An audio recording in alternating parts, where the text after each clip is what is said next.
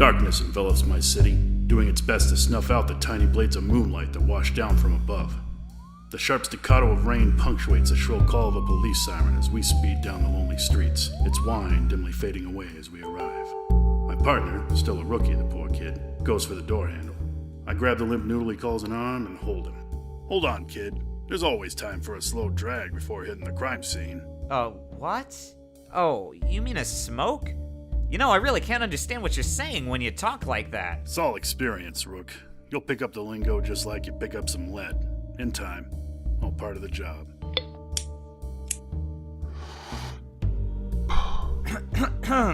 I still don't understand what we're doing out here. Isn't this the kind of thing animal control is for? Maybe usually, but there's an awful lot of blood at the scene.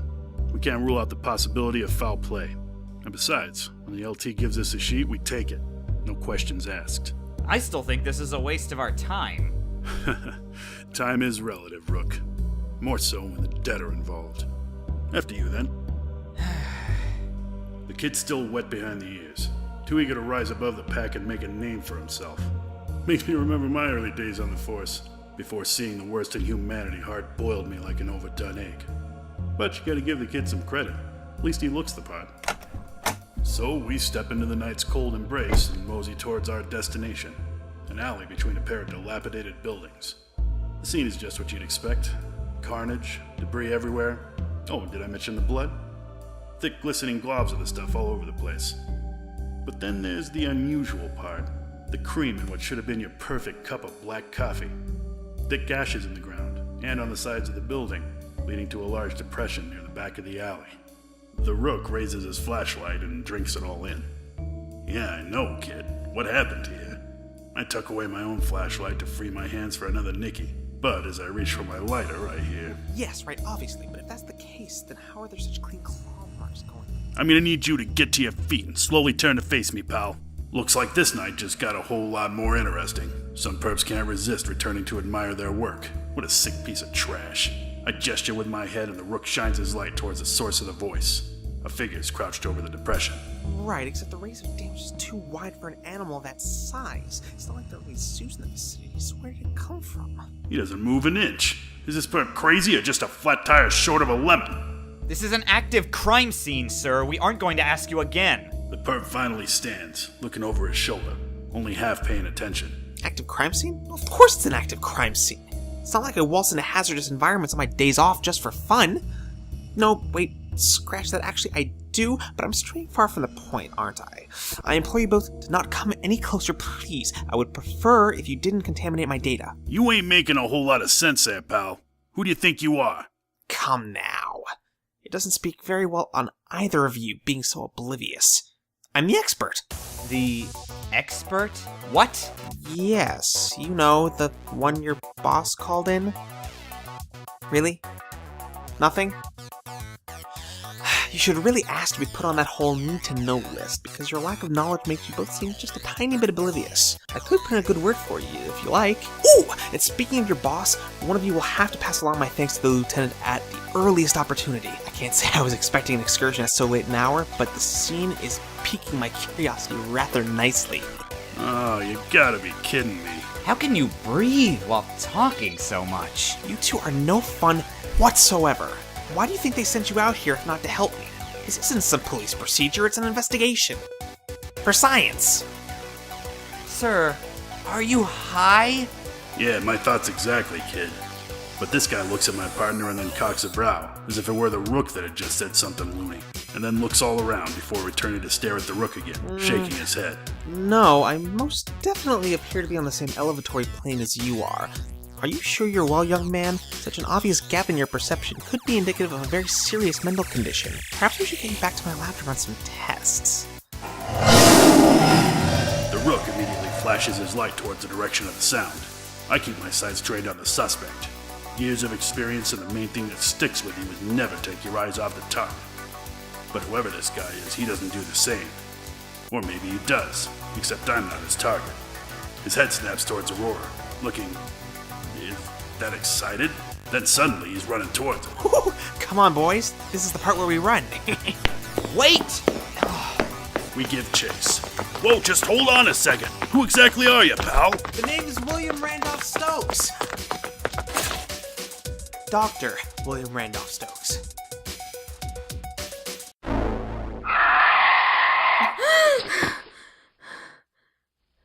I wake up the same way I have been the last couple days, with memories of that night flooding back to me. What is that? It can't be... Is that the middle orb? The big, weird, opalescent one? Ah, that is the anchor. It is not one of the orbs of Ragnar, not really. It holds the orbs by catching them in its orbit, so they do not scatter propelled by the forces they produce. It can't be. It was barely solid. I popped it like a bubble. It just looks like a big, heavy rock now. What happened to it? You just answered your own question. You happened. Oh. You can stay here for now. I'll try to resolve this as quickly as possible, but I make no promises. The Rakshasa will stay down here. Mikael, show her to the guest room. Of course. Right this way, Lady Diaz. Okay. I didn't have the strength to argue the point. I spent the next 2 days holed up in their guest room recovering from my injuries and from the shock. I've been a skeptic all my life, the kind of person who believes in logical, tangible things, not magic and monsters. Now this. Nothing is what I thought it was. And to add insult and injury to my cognitive dissonance, there's still Jayden to deal with. I don't even want to think about what I'm going to do with him. Damn it. As much as I don't want to face any of this, I can't stay in here forever. I have a job, school, rent to pay, and a load of other responsibilities. I guess if there's any upside to this, it's that I don't have much of a social life, so there's nobody to think twice about my disappearance. Wow. I just made myself feel bad. At least my injuries are mending. I stand up, slowly, to prevent a head rush. I need to get out of this room. Maybe talk to someone. The most contact I've had with anyone the last few days is the sound of footsteps and a couple of knocks anytime they leave a plate of food for me in front of the door. I have to admit, it was awfully considerate of them to give me some space to process all this. The guest room is in a distant wing of the house and bigger than my friggin' apartment. Plus, it has a private bathroom. If it weren't for the circumstances, this would be a luxury vacation for me. I make my way down the hall. The sun doesn't seem sure if it wants to be up yet. I'm not usually much of a morning person, but after sleeping for almost 2 days straight, I'm pretty damn awake. I know better than to assume anyone else is up at this ungodly hour, though, so I try to keep quiet. The house is big enough to be a bit disorienting, but I find the stairs and make my way down. Maybe I can just grab a quick breakfast before anyone notices I'm up. Demi, this is a surprise. Good morning. Oh, hey, I didn't think anyone was up yet. Just you and me, I'm afraid. Normally Jayden and Mikael are the first ones up, but they've gone and won't be back for several days. Perhaps weeks. Oh yeah? Is this about... The orbs? Yes. Jayden went to Lemuria to gather what information he can on them. Naturally, he took Mikael with him. Whatia? Yes, forgive me. That's the official name for the Otherworld, though few people use it colloquially. I suppose there isn't much need to. Right. Hey, I hope this isn't rude of me, but why do you talk different? From your other brothers, I mean. Way to be eloquent, Demi. Yes, my accent. I can understand how that would be confusing for you. I studied abroad for many years. I suppose a few of the customs and quirks stuck. That makes sense. He's just a Europhile, isn't he? I guess I'm not surprised. He is related to Atiyah, after all. What about the twins? There's something weird about their speech, too. You know, I couldn't even begin to tell you. There's no explanation for those two. They've always just lived in their own little world. No surprises there, either. Atiyah almost looks normal compared to this bunch. Ithnanie. Wahid strides in urgently. He takes one look at me and lowers his voice, stalking right up to Ithnanie to whisper in his ear. May I speak to you in private? Now? Right, of course. Do excuse me. They walk off together into the kitchen. So much for me being a part of this now. I spy a bowl of fruit on the table and reach over, fingers crossed that they're not some lousy plastic decorations. I touch them and find that most of them are, save a banana. I snatch it up and immediately peel it apart and bite in. I'm pretty ravenous this morning. Then what do you suggest? With Jayden gone... Wahid, calm down. They return to speaking in hushed tones. I can't make anything out, but the sound of a secret conversation fills me with curiosity. I look down at my half-eaten banana thoughtfully. Don't judge me. Screw it, I'm already in too deep. Might as well add eavesdropping to my list of bad decisions made in the Basilah household. I tiptoe over to the kitchen entryway, crouching against the wall and straining my ears to listen. I'm so close. I try to control my breathing, lest I give myself away. We can't be sure it's what it looks like. And just what does it look like, Ithnanie? Wahid. Say it. I admit, the evidence does seem to support it. It's all over the news, Ithnanie. People are going to start dying, if they haven't already. Something has to be done. Jayden is the only one equipped to handle this. It is my responsibility to take over for him, should he be unable to fulfill his duties. I understand that, but for heaven's sake, Wahid, what are you going to do? Wrestle another folk with your bare hands? Another folk? Huh? I jump and nearly fall over at the sound of Atiyah's voice in my ear. I spin around and find her there, crouched behind me. How long was she there? Atiyah! A real-life other folk is running loose out there, and we have to catch it? I swear I've had dreams just like this. What are we waiting for? Let's go! Absolutely not. It's dangerous. I'll be fine. I'll have Demi to protect me. Atiyah grabs my arm and clings on like an undiagnosed growth. Benign, but still worrisome. What? I don't remember volunteering to go other folk hunting. Come on! I haven't seen you in like 2 days. It's about time we do something together. It'll be fun. What part of going after a dangerous monster sounds fun to you? The going after the dangerous monster part? Let me think about that. No! I already got in over my head with an other folk and paid the price. From now on, I'm leaving this to the experts. But Demi, you're the expert. What? Like you said, you've already gone head-to-head with an other folk. You're the only one here who has. With Jayden gone, that makes you the expert. That isn't what I didn't. I can't. She does have a point. No, she doesn't. I don't care what the hell is out there. I want no part in it. I'm going home. I have to call work and explain my absence and probably beg to keep my job. If I'm lucky, they'll let me come in today and make up some of my lost wages so I can actually afford to pay rent. But you can't go! What about Jayden? How does she know his name? He can't hurt me, right? Not as long as he is under your control. Then wrap him up and I'll take him home with me. Hopefully, he's house-trained. You can't be serious. He's a Rakshasa. And I'm 100% done caring. Good day, mate. Is that what she thinks I sound like? I take in a breath of morning air, stretching to wake myself up. Nothing like an early stroll through a forested park to get your blood pumping. Or your stomach churning, in the case of my new partner. The Rook's in bad shape. He's not used to seeing the side of a body yet. Poor kid. I put a hand on his shoulder. It gets easier, Rook. Every time it'll get a little easier. I'm fine. Just not totally awake yet. Sure, kid. Whatever you say. I drop my hand and turn my gaze to the, good doctor. In contrast to the Rook, he doesn't seem to be the least bothered. He's right at home with his face in a corpse, gathering forensic evidence. The process is clinical, detached, as if he hardly sees the person at all. Just a puzzle to be solved. Takes all sorts to make the world, I suppose. What you got for us, Doc? I'm not sure. When they called in that another body had been found, I expected it to answer questions, not raise entirely new ones. So what, you got nothing? Now, I didn't say that. These wounds are consistent with a big cat mauling, and a particularly large male lion if I had to make a specific guess. Same as the last victim. Yeah, so? Sounds like confirmation for what we already knew. No, not at all. Do you remember the last crime scene? How could I forget? The whole alleyway was sporting a fresh coat of red. Indeed. Odd, isn't it?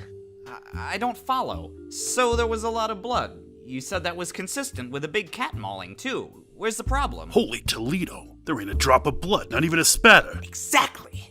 Tell me, detectives, how do you inflict gaping wounds and not leave a drop of blood in your wake? Maybe the mauling occurred post-mortem? Even so, there would still be blood, just a lot less of it. What's more... He starts muttering to himself and bends over, pulling out a cotton swab and running it over the gash in the guy's chest. I expect the blood to come out either dry and crumbling or wet and flowing, depending on how long the John Doe's been dead. But I'm taken for a ride through the country as the doc holds up the swab. The blood's in a thick, juicy clump, looking every bit like a chewed-up piece of dark gum. Oh my stars. His blood is entirely coagulated. I've never... How is this? I think I'm gonna be sick. The rook runs off behind some bushes. Can't say I blame him. Even I'm starting to rethink the pastrami on rye I had for breakfast at the sight of that meaty clump the doc's holding up. Wait a tick. The doc slides a gloved hand down the victim's arm, turning it palm side up and points something out. Aha! A puncture wound. Small, but still easily visible to the naked eye. I'm guessing that ain't consistent with a big cat mauling, eh? No, but it might be consistent with our victim's coagulated blood. He swabs the puncture wound and carefully tucks the sample in a plastic baggie for safekeeping. Doctor! The rook comes running, white as a sheet. Come quick! I found another one! Just down that way. Same sort of gashes on his body. What the hell's going on here? I'm not sure, but after this I'd appreciate a lift back to my lab so I can find out. That is, if it isn't too much trouble, of course. Yeah, sure thing. No problem, pal. And while the doc is running his samples, I'll be looking into who these bodies belong to. World keeps on turning. Just another day on the beat.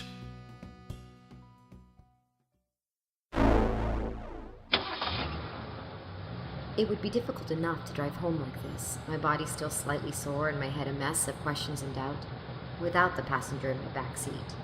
I dread every breath he takes, fearing he'll suddenly pounce on me, his claws digging into the back of my neck and sending me careening off the side of the road. But it doesn't happen. Every time I glance at my rearview mirror, I see Jayden sitting obediently, staring out the window in fascination. He tugs uncomfortably at the modern clothes the Basilah brothers dressed him in and takes a breath. I brace myself, my grip on the steering wheel tightening. All right, I concede. I can't find the horses on this carriage anywhere. My face tightens in confusion. Of all things I expected a man-eating monster to do, striking up a conversation was not one of the top 10 on my list. Yeah, it doesn't use horses. Oxen? No. It can't possibly be camel. No animals. It's all mechanical. Jayden looks over at me in thought, then nods. Intriguing. I didn't notice that humans were so intelligent. My anger spikes suddenly. The nerve! Yeah, well, you'd be surprised at what humans can do when you don't murder them. You humans are so self-involved. As if your species is above killing to eat, to survive.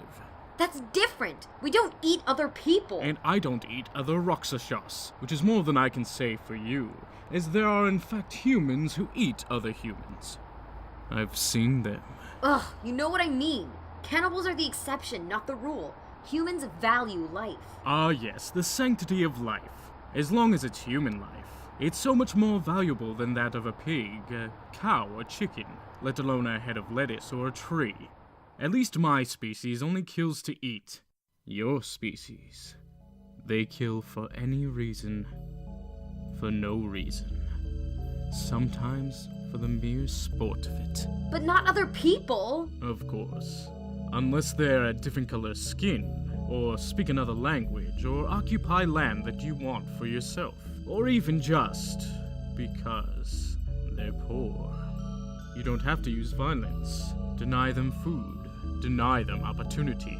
Deprive them of their humanity and watch them die out on their own. Human beings are the masters of fratricide. No other species is so adept. But go ahead. Label me the monster. You're not only self-involved, you're a hypocrite. I don't know what to say to that. Maybe it's just my currently unstable emotional state, but what he's saying makes sense and I have no argument. I fix my eyes on the road and just focus on driving. Oh, have I upset you? Do excuse me. I fear I'm a bit cranky because I've been enslaved. You tried to eat me! We all have our vices. No hard feelings? I swerve into a parking spot in front of my building and storm out of the car. I don't even look back. I know Jayden is compelled to follow. Don't touch anything. Just go sit down over there and leave me alone while I figure things out. Hey, Mariflor, is the boss around? It takes some begging and pleading and a crazy lie about being in the hospital with food poisoning the last couple days, but I managed to keep my job. My shifts are all covered though, so I won't be able to go back to work until next week. That's an entire week's worth of pay I just lost. Damn it! I race over to my laptop to check my bank account. I'm already living paycheck to paycheck. How the hell am I going to make this work? At least Jayden does as he's told, though I can't tell if that's cooperation on his part or the effects of the binding. I almost forget he's there for a while as I get absorbed in my number crunching. Of all things, it's my phone and not Jayden that pulls me back to reality.